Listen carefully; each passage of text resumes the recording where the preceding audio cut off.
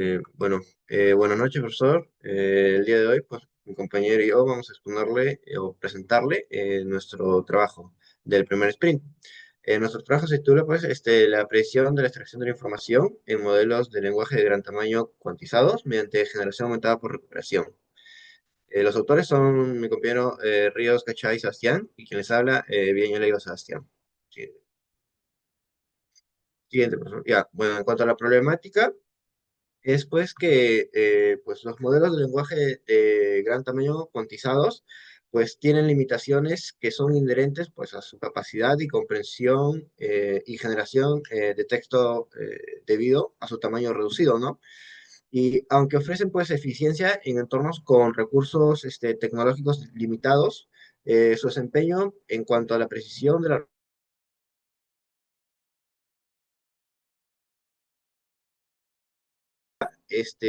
compromete pues su utilidad en aplicaciones que requieren mantener altos estándares de calidad en las respuestas. Eh, Siguiente diapositiva, por favor.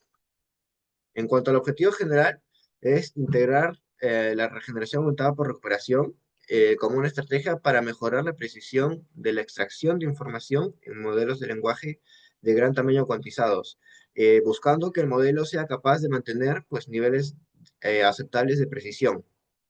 Siguiente diapositiva, por favor. En cuanto a los objetivos específicos, el primero es desarrollar un sistema que pues, sea capaz de recuperar y generar información a partir de un corpus de datos, el cual nosotros vamos a construir.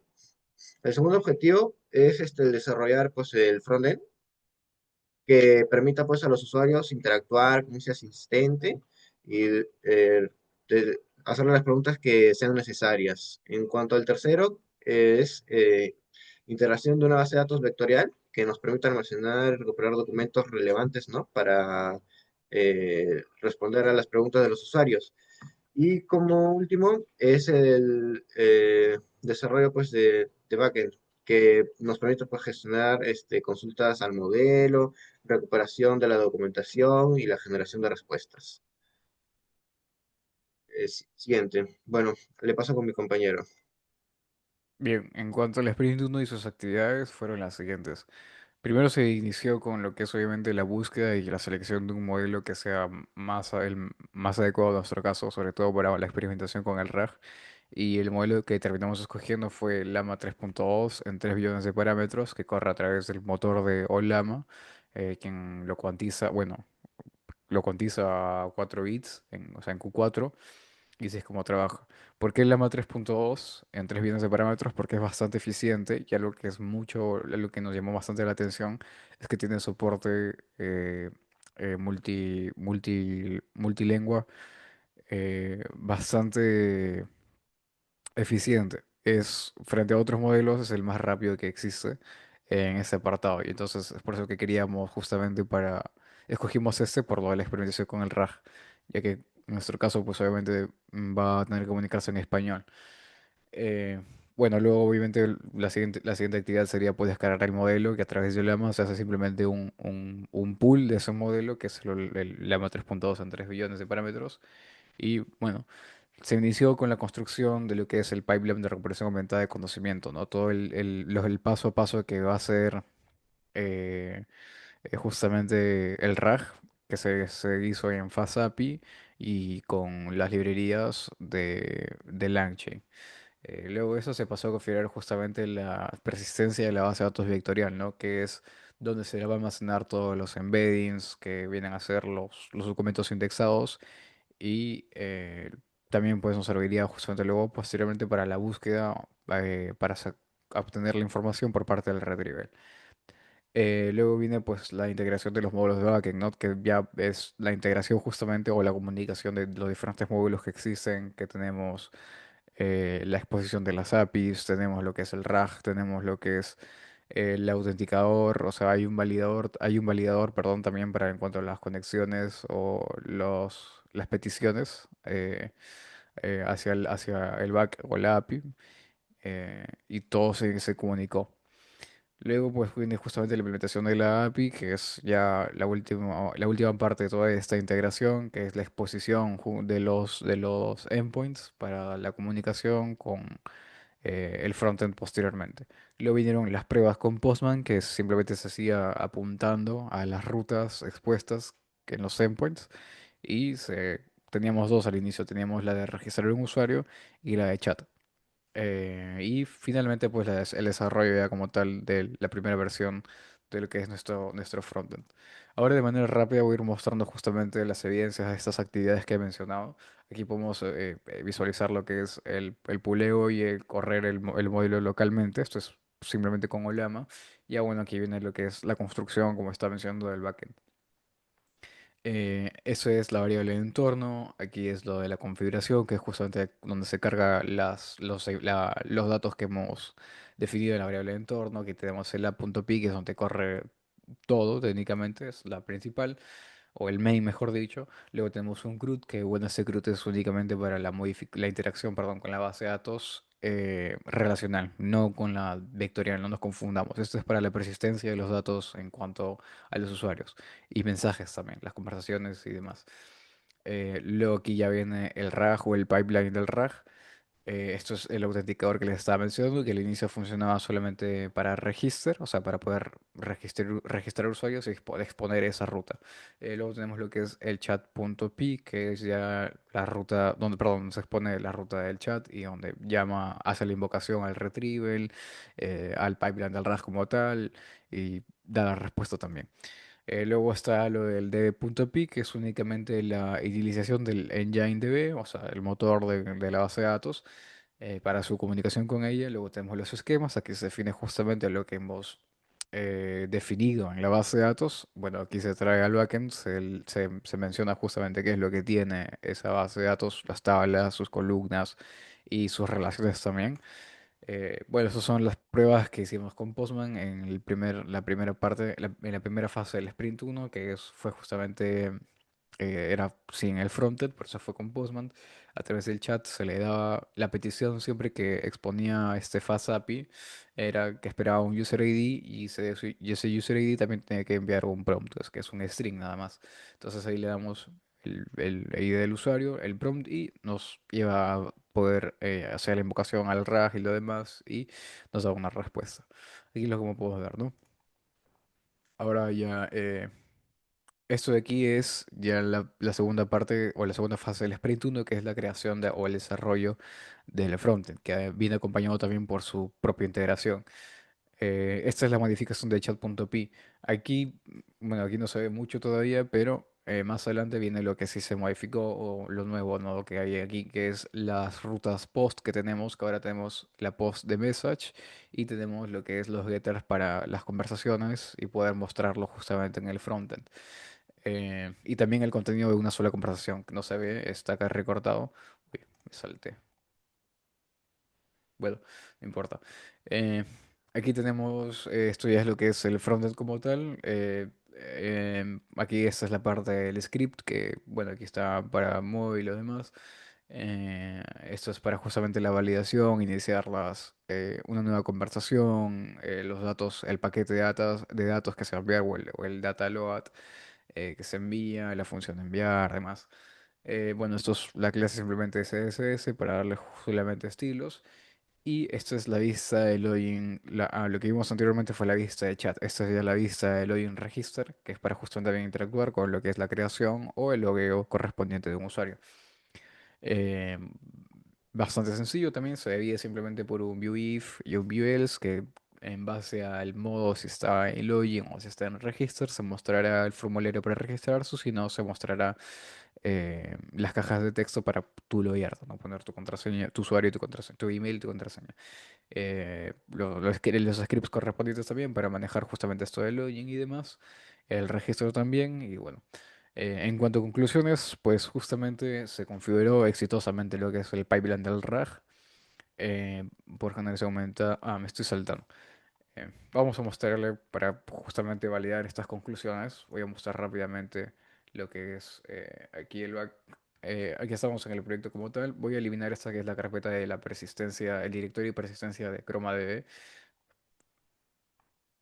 lo voy a crear para justamente eh, volver a indexar documentos. Este es un proceso que toma cierto tiempo porque aquí obviamente empieza a pasarle toda la información a través de un script aparte que tenemos. No lo hace el mismo back como tal, sino que eso es un script separado que se corre por separado. Por eso es que lo llamo a través de Python en mscripts.index.grova porque es su directorio. Y lo que hace este script técnicamente es agarrar el texto que le hemos dado y lo empieza a separar en base a una cantidad definida de caracteres.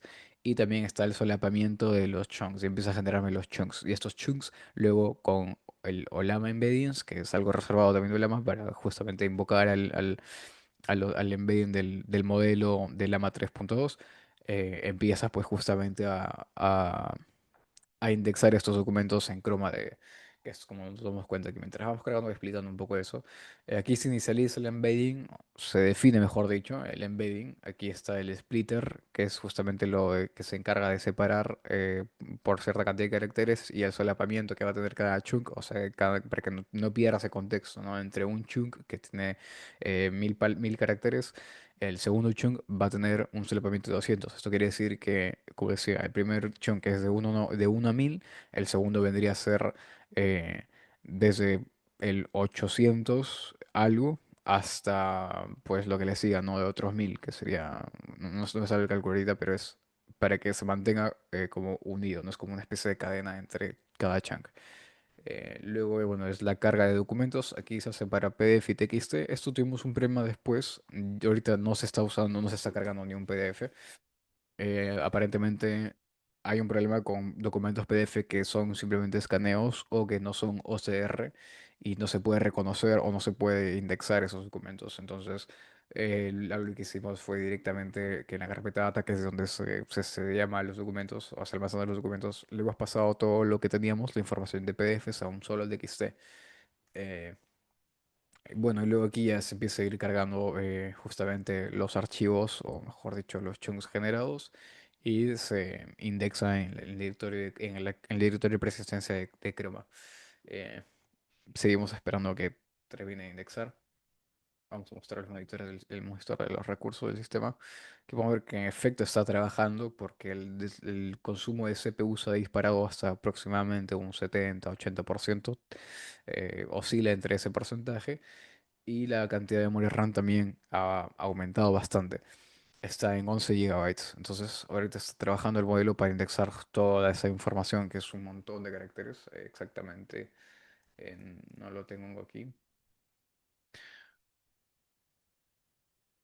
Bueno, si aquí en Visual lo separo como en aproximadamente, vamos a decir que 800 líneas. eh,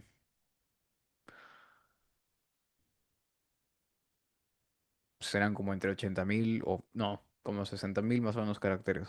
O sea, hay aquí caracteres, no palabras, caracteres nada más. Entonces es bastante. Palabras, bueno, como tal vez como un tercio de esa cantidad, ¿no? Hay bastante información entonces.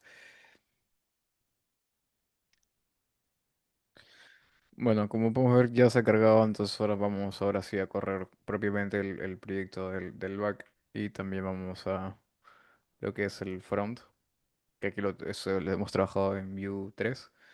Vamos a ir a la dirección. Vamos a registrarnos con... Voy a entrar... Uy, uy, voy a correr loco, ¿qué pasó? Pausa, pausa. Bueno, hubo un pequeño problema, por alguna razón se había eliminado lo que es la clave secreta de JBLT, entonces no cargaba, ya inicialicé el proyecto. Ahora sí, voy a ir a mostrarles como les decía. Voy a iniciar la sesión con este correo. Como dar cuenta, nos carga todas las conversaciones que tenía este. Voy a salir para entrar con otro usuario que tenemos y verificar que efectivamente carga las conversaciones solamente del usuario que se ha logueado. Entonces voy a crear un nuevo chat, estoy en un chat nuevo y vamos a preguntarle eh, cuáles son los orígenes de la orientación vocacional. Vamos a preguntar, no se ve aquí, pero si nos vamos al back. Aquí, de hecho, ya llamó al retrieval, ya está en ese proceso. Eh, Aquí podemos ver la pregunta, de hecho, que le estoy enviando, que el usuario, bueno, hasta también está la conversación, el ID, el sender es el usuario y el contenido es la pregunta que yo hice, ¿no? Que es cuáles son los orígenes de la orientación vocacional. Tenemos que esperar así la respuesta.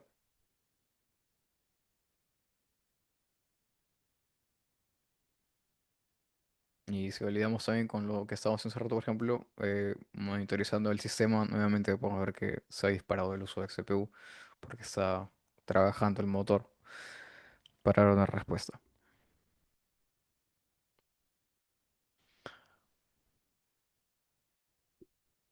Bueno, este proceso en sí es tardado porque tiene que hacer un embedding de la pregunta, tiene que vectorizarla y esos vectores luego son comparados a través de modelos matemáticos. Únicamente lo que hace eso es ChromaDB.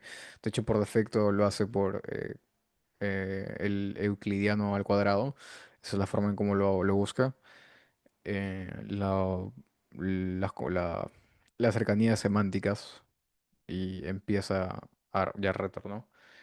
Y entonces, como ver, ya nos dio la respuesta y aquí está, ¿no? Según el texto, dice, uno de los agentes vocacionales se encuentra en la necesidad de facilitar a los alumnos la información necesaria para su adecuada selección de carrera de desarrollo profesional. Entonces, como ver, funciona y eso sería todo. Vamos ahora sí a las conclusiones. Se configuró correctamente, pues, ¿no? El pipeline de generación aumentada por operación, ca- la extracción del flujo de datos, se verificó que el sistema de generación aumentada respondiera adecuadamente a las consultas de la prueba, si usa los documentos, se completó el desarrollo del backend definiendo los endpoints esenciales y asegurando la integración efectiva de la lógica con el RAG y la base de datos vectorial, también con la base de datos relacional. Se integró y probó la base de datos vectorial y validando que los vectores fueran correctamente indexados y recuperados en tiempo real según los requerimientos de la aplicación. Se desarrolló la primera versión funcional del frontend, ¿no? Que vendría a ser este de aquí. Y eso sería todo. Muchas gracias.